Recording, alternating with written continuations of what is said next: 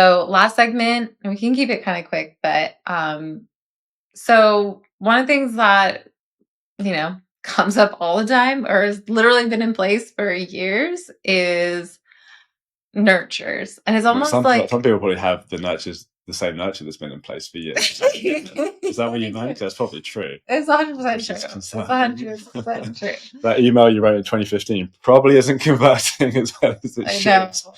I know. 9 years later. Well, this is one of the things that's even more funny. It's like, okay, we create nurtures and then we just set them off loose, and it's like the number one thing that's like, contacting your prospects. Anyway, but nowadays, I started thinking about, oh, how should a client measure nurture? I've even told them, like, you need to let the nurture, like, how you nurture someone is a lot different. You don't want to point them to just like content pieces that you want them to download and stuff. That's just not the way to nurture people.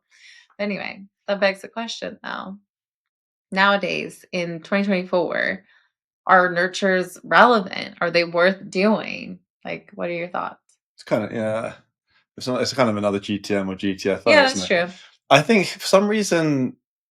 Are they dead? It's really what okay. For some reason, I think that like nurture's like a bit of a dirty word in our space these days, isn't it? It's hard. It is weird. I don't know why. When I hear the word nurtures, I'm just but like email marketing isn't, or like outbound actually seems to be having a resurgence almost. Yeah.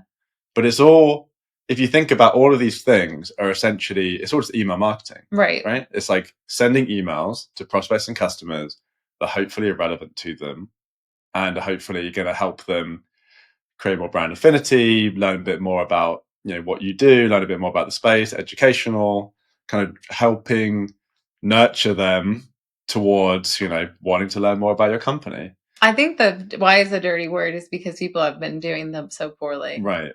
Yeah. But like there's so many different types as well, because like an onboarding nurture, for example, like when you sign up for a product, if you don't get emails saying like, try this feature, or you've done this, do that, and kind of like moving you along through kind of like onboarding you into the product, that would feel like most people would say that would be a bad experience. You want, like, you've signed like a free trial, freemium thing. That's happened to me before. You want to be kind of led along, unless there's in-app messaging and everything, which maybe both is good. So, and I guess maybe that brings up another question. Nurturing can be not just email, maybe it can be in the product too, but maybe that's a different question. I don't know. I think that no one can say nurtures are dead. Okay. Because it's just email marketing. Yeah. Do you have an email account? Yes. Then emails are not dead. When everyone gets rid of email, then I think you can say email's dead. Until you start. When you start a new company, you don't get an email address, then we can start saying email's dead. As if you've still got an email address, email is not dead. Just ways of using it are more effective than others. Yeah. Yeah, I think so too. I would just say nurtures are just a form of email marketing, right? I think that the thing that maybe is dead or should be dead is just the way that people approach their nurtures. Like what don't you like? I just hate when it's just like, oh, here's a generic like branded email about like our latest piece of content. Go download it and send them to a form. Oh my God. And then it's like not even pre-populated. And then you have to like fill out your details. Please don't send people to forms. No. That's got to be the most like early 2010s thing to do ever, right? Yes. Emailing someone and sending them. Like you literally have their information. Like you literally have their. What else do you need besides that? Like, can you just repeat your information to me, please, before I let you have? Or the trend was like, oh, but we're going to ask them new questions, so we're going to get more data off of them. It's like, no, don't do that. And then also, I think that people just need to rethink email marketing in general. Like, what is the best bang for your buck? Like, what is not going to go old really quickly? Your nurtures do. So that's why I always think like, oh, newsletter could be great. Or like you said, onboarding nurtures are great. Like really think about like the context for it and like what makes sense. And so instead of just like, oh, hey, we're just going to take our latest content and throw them into like really crappy emails and then just put them in. And those could work-ish.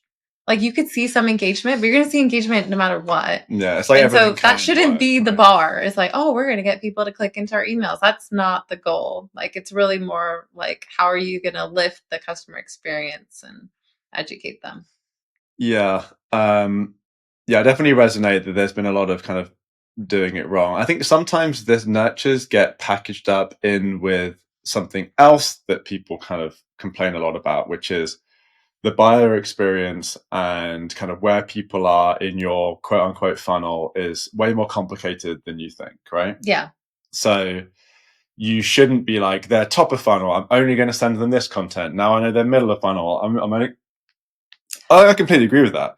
The weird thing is, that concept isn't new, right? I remember the first Marketo Summit I ever went to. Wait, was it in San Francisco? Probably, yeah. right? John Miller was speaking. Yeah. And he talked about, and I might be getting this wrong, it might be the second summit or whatever, or maybe I heard it on the website, but it was around about that time when I was like just getting into Marketo back in the early days. He would talk about like the 4-to-1 strategy or whatever it was. Yeah, 3-1. 3-to-1? 3-1-1, yeah. Yeah, because back then people were trying to say like your top of funnel, give them this content, but he was like, but you don't know. So like still give them some like late funnel content every once in a while and mix it up because like, you know, you don't actually know where they are in the buying process. So it's all these things like come around and people rebrand them and they think that now it's the give, take or something. Give, take, give, take. And like everyone's rebranding it. Right. Yeah. Or we used to do things like, okay, send them top of funnel content, but at the bottom be like, if you want to download it, like, yeah. we're super smart with that. But I don't know. I'm okay with that. No, it is good. Yeah. Yeah, but I'm not. What I'm saying is, it's like this stuff isn't, you know, rocket science. And I think the point is, you know, it doesn't mean that nurtures are bad just because some people have like they think they can predetermine where people are in the process. The other thing I would always educate clients with nurtures was that you can't be like email 1 leads into email 2 leads into email 3 leads into email 4, because what happens if they don't read email 2 or email 4, right? And now they've lost the chain. It doesn't make sense to them. So I think you have to just think like really about like what are your consumption habits and what do you like engaging with, and kind of use that as a barometer, talk about for like sure. Market like you'd want to be marketed to, and then the answer becomes quite obvious on what you could do. And I do like newsletters too, because it's always fresh content. You don't have to kind of think, okay, we're going to have like 20 email sequence, and you know, it go out of date, but it can be a really engaging format. The one thing that on top of that I would say though is, one place that people go wrong is they just subscribe like the whole database into their nurture, right? The newsletter. Into both. Oh yeah, both, yeah. Right. So I would argue that one of the barriers of entry for adding someone into any kind of email sequence should be that they have explicitly opted into that. That's why I think newsletters are good, because no one's going to subscribe to just be put into your nurture, right? What are you going to say, like on the landing page, be in our nurture or whatever?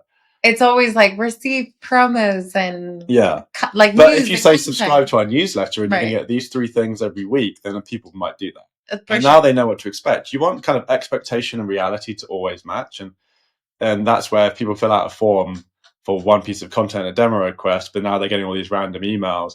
That it maybe is a disconnect between expectation and reality. But if they actually sign up for your newsletter, that is a form of nurturing that they are now expecting and they're going to engage with, and it's probably going to be a net positive for you. Yeah, I agree. So it's not dead because email marketing, but we just need to be smarter with our email marketing. So, and I agree.